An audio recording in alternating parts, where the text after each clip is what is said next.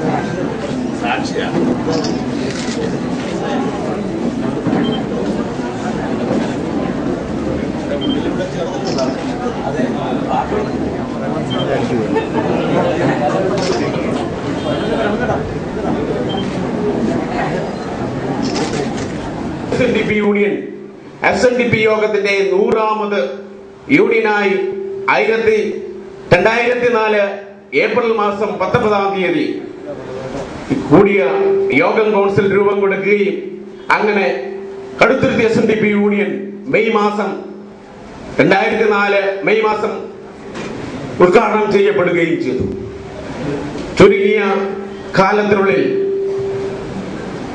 സുമനസ്സുകളായ വ്യക്തികളുടെയും സമുദായ അംഗങ്ങളുടെയും ആത്മാർത്ഥമായ സാമ്പത്തിക സഹായം കൊണ്ട് മാത്രമാണ് ഇതുപോലെയുള്ള ഒരാഫീസ് സമുച്ചയം പടുത്തുയർത്തുവാൻ സാധിച്ചത് എന്ന് പറയുന്നതിൽ എനിക്ക് അതിയായ സന്തോഷമുണ്ട്, അതിയായ ആഹ്ലാദമുണ്ട്, ചരിതാർത്ഥ്യമുണ്ട്.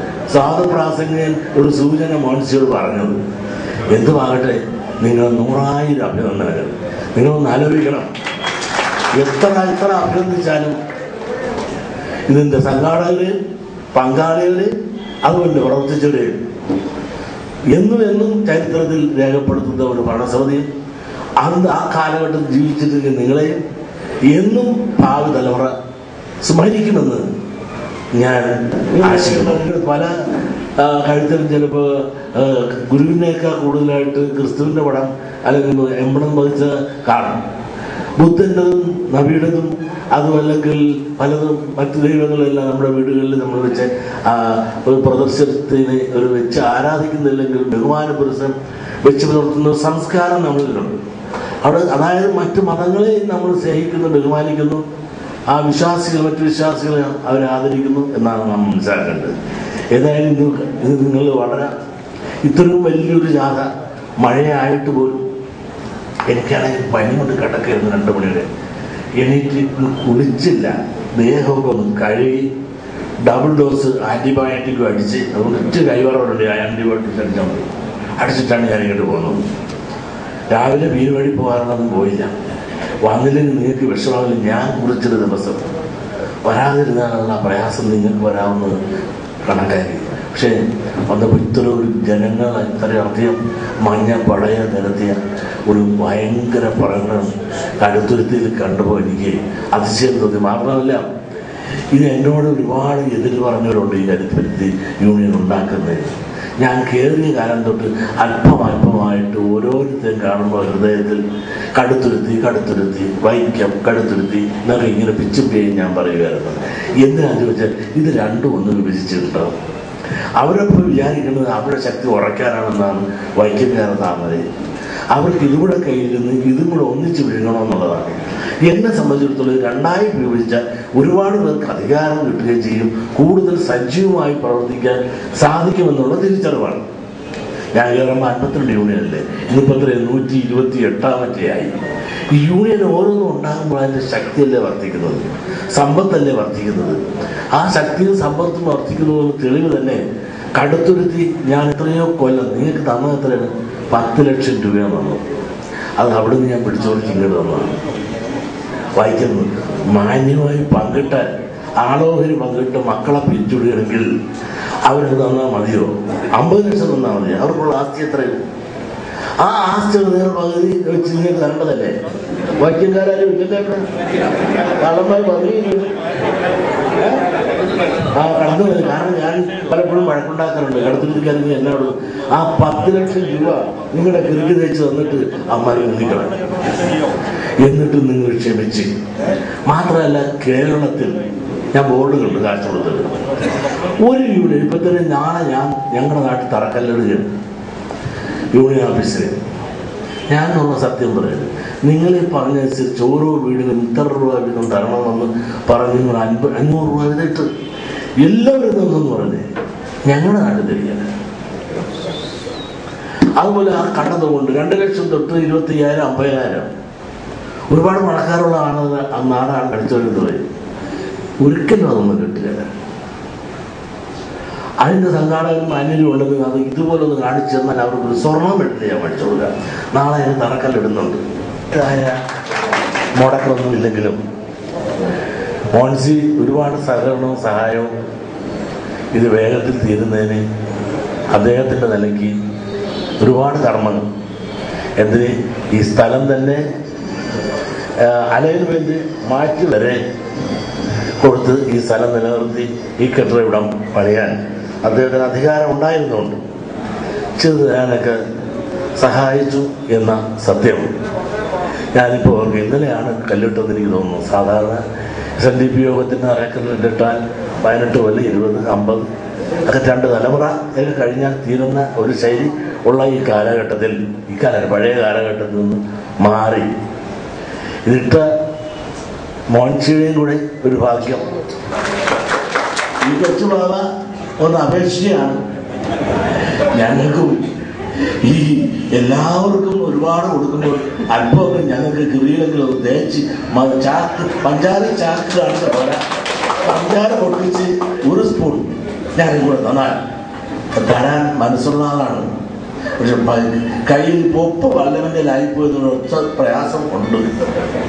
കാരണം ദേശീയങ്ങളൊന്നും പറയാൻ പാടില്ലെന്ന് ഞാൻ പറയുന്നില്ല. പറയാനാണെങ്കിൽ ഒരുപാട് കാര്യങ്ങൾ പറയാനുണ്ട്.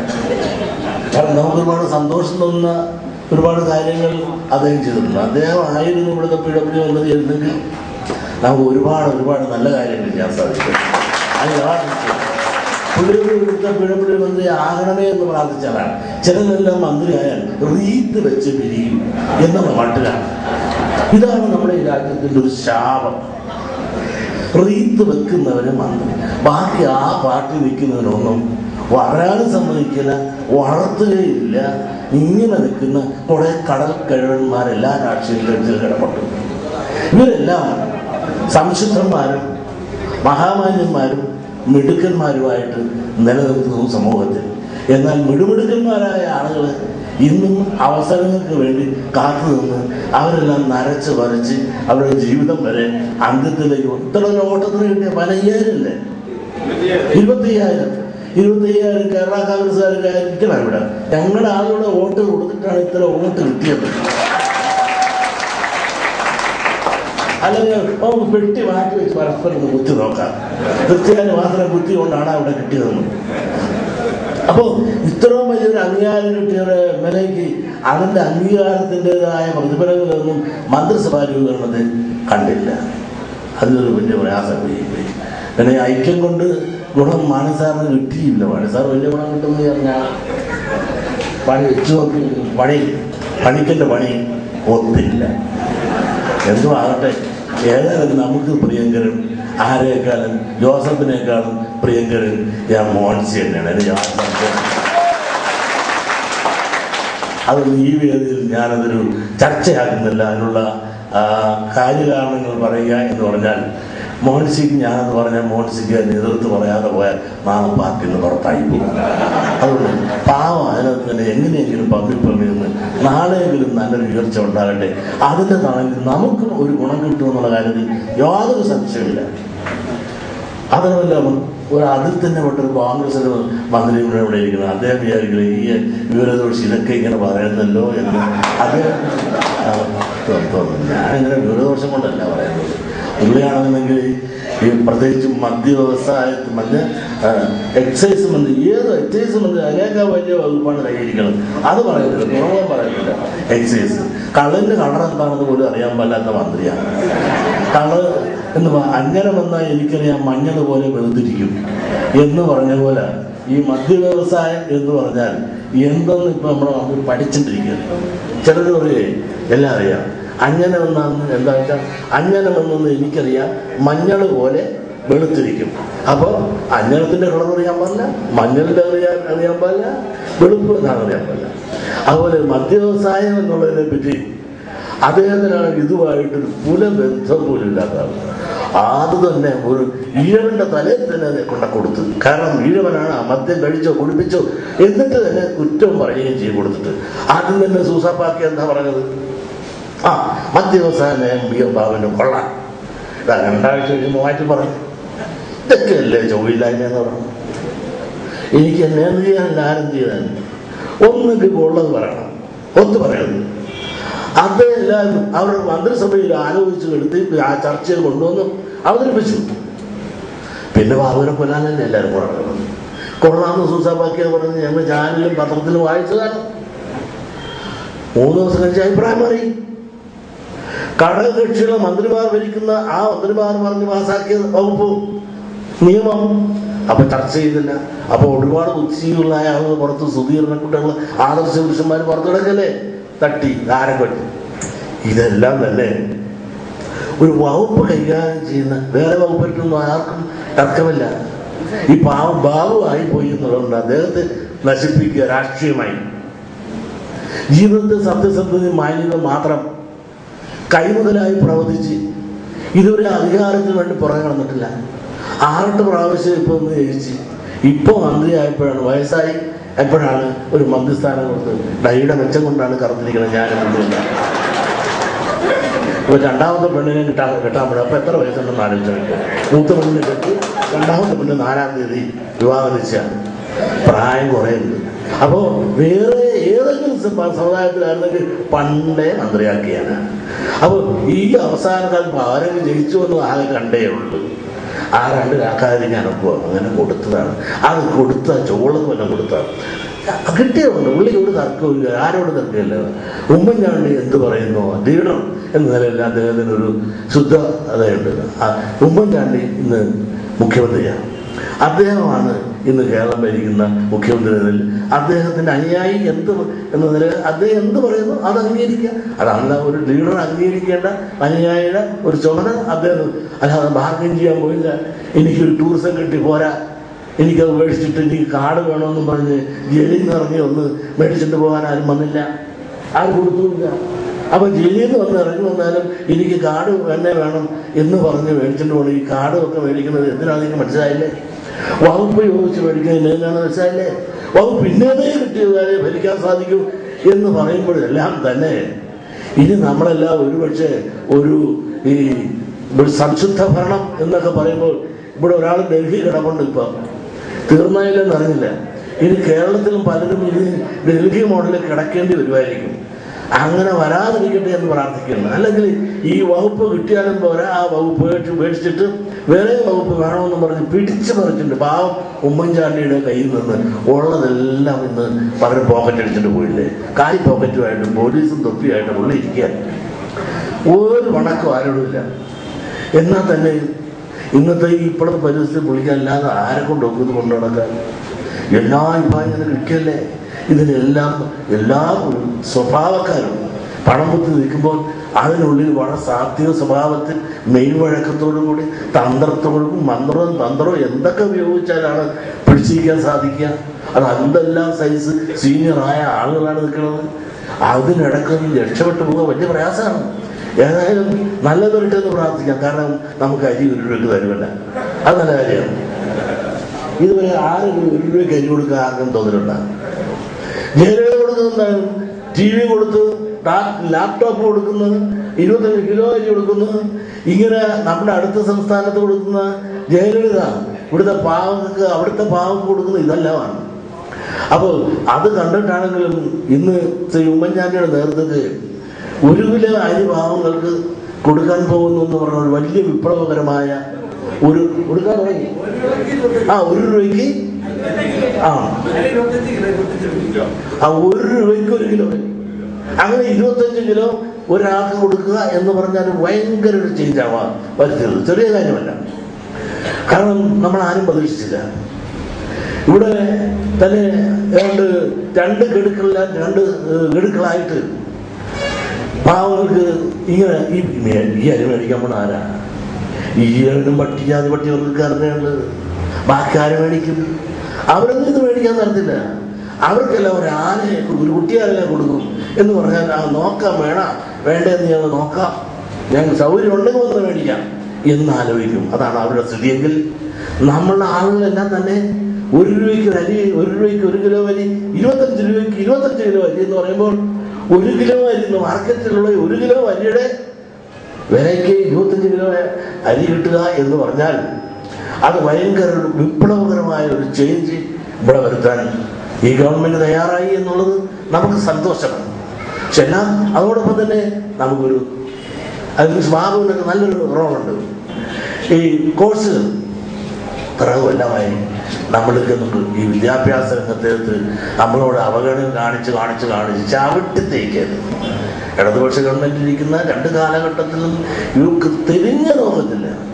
ഇത് കയറിയ ഉടനെ തന്നെ ഞങ്ങളൊരു അപേക്ഷയൊക്കെ മേടിച്ച് ഞാൻ നോക്കിയ ഉടനെ പറഞ്ഞ് ഇത് ന്യായമാണ് ഇവർ പറയുന്നത്, അതുകൊണ്ട് ഇത് കൊടുക്കേണ്ടതാണ്. അത് കണ്ട ഉടനെ നമ്മുടെ ധനവകുപ്പ് എന്ന് പറഞ്ഞ് ഇത് കൊടുക്കേണ്ടതാണെങ്കിൽ ധനവകുപ്പ് ആദ്യം ഒപ്പുവെച്ചു എന്ന് ധനവകുപ്പ് മന്ത്രി ആയ മോൻസിനെ വെച്ച് അദ്ദേഹം പരസ്യമായിട്ട് കോൺഫറൻസിൽ പറഞ്ഞു. മിസ്റ്റർ ബാബു അവർ മുൻകൈ എടുത്തു. ഞങ്ങൾ അപേക്ഷിച്ച എല്ലാ പാടുകളിലും നമുക്ക് +2 കോഴ്സുകൾ അനുവദിച്ചു. അത് നല്ലതുപോലെ പറയും, മോശമെന്ന് പറയാതിരിക്കാനൊക്കെ തെറ്റല്ലോ. നല്ല കാര്യം നല്ലതാണെന്ന് പറയണം. പക്ഷെ ഇനിയൊരു നല്ല കാര്യങ്ങൾ ചെയ്യാനായിട്ട് ഈ UDF ഗവൺമെൻറ് തയ്യാറാണ്. LDF ഗവൺമെൻറ്റിന് ചെയ്യാൻ മറന്നുപോയൊരു കാര്യമാണ്. അവർ ഇത്തവണത്തെ മാനിഫെസ്റ്റോയിൽ എഴുതി വെച്ചിട്ടുണ്ടായിരുന്നു, പിന്നോക്കക്ഷേമ വകുപ്പ് ഞങ്ങൾ അടുത്ത ഭരണം വരികയാണെങ്കിൽ ചെയ്യുമെന്ന്. ദൈവാധീനത്തിന് കിട്ടിയില്ല ഭരണം. 25 കൊല്ലം അവരൊട്ട് ചെയ്തുമില്ല. വൈകിയാണ് വിവേകം. ഈ കമ്മ്യൂണിസ്റ്റ് പാർട്ടിക്ക് ഒരു പ്രത്യേകതയുണ്ട്. നല്ല അറിവുള്ളവരാണ്. പക്ഷേ അവർ തിരിച്ചറിവ് വരുമ്പോഴത്തേക്ക് കൊല്ലം 10-50 കഴിയും. അപ്പോഴത്തേക്ക് നമ്മളെല്ലാം മയ്യത്തുമായി. അതാണുള്ള കുഴപ്പം. ഇപ്പൊ തന്നെ നിങ്ങൾ ആലോചിച്ച് നോക്കൂ, പിന്നോക്കക്ഷേമ വകുപ്പ് രൂപീകരിക്കാൻ ഇവർക്കെന്താണ് തകരാറ്? ആരാണ് ഇത് ആദ്യം കൊണ്ടുവന്നത്? ഇവിടെ ആദ്യമായിട്ട് ഇത് അവതരിപ്പിച്ചത് അയ്യപ്പൻ കമ്മീഷൻ വെച്ചത് 12 കൊല്ലം മുമ്പ് നയനാരാണ്. ഇവിടെ ആരും പൈസ വേണ്ട, സെൻട്രൽ ഗവൺമെന്റിൽ നിന്ന് 1588 കോടി രൂപയാണ് പ്ലാനിൽ ഭാഗങ്ങൾ ചെയ്യുന്നത്. ആ 1588 കോടി രൂപ ഇവിടുത്തെ ഈഴവരാതി പിന്നോക്ക വിഭാഗത്തിൽപ്പെട്ട 81 സമുദായങ്ങൾക്ക് പള്ളിക്കൂടത്തിൽ പഠിക്കുന്ന കുടിപ്പള്ളിക്കൂടം തൊട്ട് PG വരെ പഠിക്കുന്നവർക്കുള്ള സാമ്പത്തിക സഹായം, അതുകൂടാതെ IAS IPS IFS ഉള്ള കോച്ചിങ്ങിന് സൗജന്യമായി അവർക്ക് ട്രെയിനിങ് കൊടുക്കുവാൻ, വീട് വയ്ക്കുവാൻ, തൊഴിൽ നൽകുവാൻ, രോഗചികിത്സ, അങ്ങനെ സമസ്ത മേഖലയിലുള്ള ദുരിതവും ദുഃഖങ്ങൾക്കുമുള്ള സഹായ പദ്ധതിയാണ്. ഇത് കമ്മ്യൂണിസ്റ്റ് പാർട്ടി ഭരിക്കുന്ന പശ്ചിമ ബംഗാളിൽ നടപ്പിലാക്കി. അതുകൊണ്ടൊപ്പം തന്നെ കോൺഗ്രസ് ഭരിക്കുന്ന മഹാരാഷ്ട്രയിൽ നടപ്പിലാക്കി. അതുകൂടാതെ BJP ഭരിക്കുന്നിടത്തും ഗുജറാത്തും DMK ഭരിക്കുന്ന തമിഴ്നാടും ഈ പണം അവർ സ്വീകരിച്ച് അവിടുത്തെ പാവങ്ങൾക്ക് കൊടുത്ത് സഹായിച്ചു. അതിൻ്റെ നേട്ടങ്ങളുണ്ടായി. എത്രയോ കൊല്ലങ്ങളായി. ഇതിനെപ്പറ്റി പല പ്രാവശ്യമായി പറയപ്പോഴും ഓരോ സമയത്തും ഓരോ കമ്മിറ്റി ഉണ്ടാക്കും. അതിനുശേഷം ഉണ്ടാക്കിയറിയാം, കുറേ നാൾ കഴിഞ്ഞപ്പോൾ അയ്യപ്പൻ കമ്മിറ്റി റിപ്പോർട്ട് കൊടുത്തു. 2,70,00,000 രൂപ മാത്രം ഉണ്ടെങ്കിൽ ക്ഷേമ വകുപ്പ് രൂപീകരിക്കാമെന്നും ആ വകുപ്പിലേക്ക് ഉള്ള ഉദ്യോഗസ്ഥന്മാർക്കുള്ള ശമ്പളത്തിലാണ് ഇത്രയും വരുമെന്നും അത് രൂപീകരിച്ചാൽ സെൻട്രലിൽ നിന്ന് ഇഷ്ടംപോലെ സമ്പത്ത് ലഭിക്കും. ആ റിപ്പോർട്ട് കൊല്ലങ്ങളോളം കഴിഞ്ഞിട്ട് ആ തിരിഞ്ഞു നോക്കില്ല. അത് കഴിഞ്ഞിട്ട് കുറച്ച് നാൾ കടകംപള്ളി സുരേന്ദ്രന്റെ നേതൃത്വത്തിൽ ഒരു കമ്മിറ്റി വെച്ച്, അത് കഴിഞ്ഞ് ഒരൊച്ച വെച്ചപ്പോഴത്തേക്കിൽ കോവൂർ കുഞ്ഞുമോന്റെ നേതൃത്വത്തിൽ ഒരു കമ്മിറ്റി വെച്ചു. അതിനുശേഷമാണ് നിങ്ങളുടെ എല്ലാം നാട്ടുകാരുടെ അടുത്തുള്ള ഒരു VR ജോഷി ാണ് ഇപ്പം കമ്മിറ്റി വെച്ചിട്ടുണ്ട്. ഈ കമ്മിറ്റി എല്ലാം വെച്ച് കാര്യങ്ങൾ വീണ്ടും പോണതല്ലാതെ ഒരു കാര്യം നടക്കും. കെട്ടിടവും ഈ കെട്ടിട സമുച്ചയം കടത്തുരുത്തിയിലെ SNDP-കാരുടെ ഐക്യത്തിൻ്റെയും കൂട്ടായ്മയുടെയും പ്രതീകമായി ഞാൻ കാണുകയാണ്. ഈ മന്ദിരം കേന്ദ്രീകരിച്ചുകൊണ്ട് മതസൗഹാർദ്ദത്തിനും സാമുദായിക ഐക്യത്തിനും വേണ്ടിയിട്ടുള്ള ഗുരുദേവന്റെ ദർശനങ്ങൾ പ്രചരിപ്പിക്കാൻ ഇതിൻ്റെ ഭാരവാഹികൾക്ക് സാധിക്കട്ടെ എന്ന് ഞാൻ ആശംസിക്കുകയാണ്.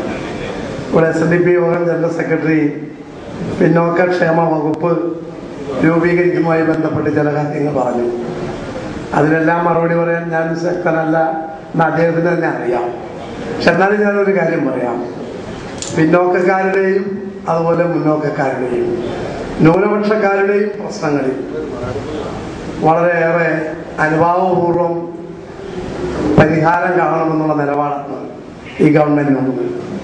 ഒരു സമുദായവുമായി ഏറ്റുമുട്ടാനോ ഏതെങ്കിലും സമുദായത്തോട് പ്രത്യേക മമത കാണിക്കാനോ ഈ ഗവൺമെന്റ്, ഉമ്മൻചാണ്ടിയുടെ നേതൃത്വത്തിലുള്ള ഗവൺമെന്റ് ആഗ്രഹിക്കുന്നില്ല. എല്ലാവരുമായും സമവായത്തിൽ ഏർപ്പെട്ടുകൊണ്ട് ഏത് വിഭാഗത്തിൻ്റെയും ശരിയായ പ്രശ്നങ്ങൾ തികഞ്ഞ നീതിബോധത്തോടുകൂടി പരിഹരിക്കണം എന്നാണ് ഗവൺമെന്റ് നിലപാട്. ആ കൂട്ടത്തിൽ സാമൂഹ്യ നീതി ഉറപ്പുവരുത്തണം എന്നുള്ള കാര്യത്തിലും വളരെ വ്യക്തമായ നിലപാട് ഈ ഗവൺമെന്റിനുണ്ട്. അതുകൊണ്ടാണ് ജനറൽ സെക്രട്ടറി ചൂണ്ടിക്കാണിച്ചതുപോലെ ഹയർ സെക്കൻഡറിയുടെ കാര്യത്തിൽ SNDPയുടെ വളരെ കാലമായി നിലനിന്ന ഒരു പ്രയാസം പരിഹരിക്കാൻ ഈ ഗവൺമെന്റ് ശ്രമിച്ചത്. പിന്നോക്കക്ഷേമ വകുപ്പ് രൂപീകരിക്കുന്ന കാര്യം അദ്ദേഹം സൂചിപ്പിച്ചു. ഈ പ്രശ്നം അദ്ദേഹം പറഞ്ഞതിന്റെ ഗൗരവത്തോടു കൂടി തന്നെ ബഹുമാനപ്പെട്ട മുഖ്യമന്ത്രിയും സഹപ്രവർത്തകരുമായി ഗൗരവമായി ചർച്ച ചെയ്യും എന്നാണ് ഈ സന്ദർഭത്തിൽ എനിക്ക് തോന്നുന്നത്.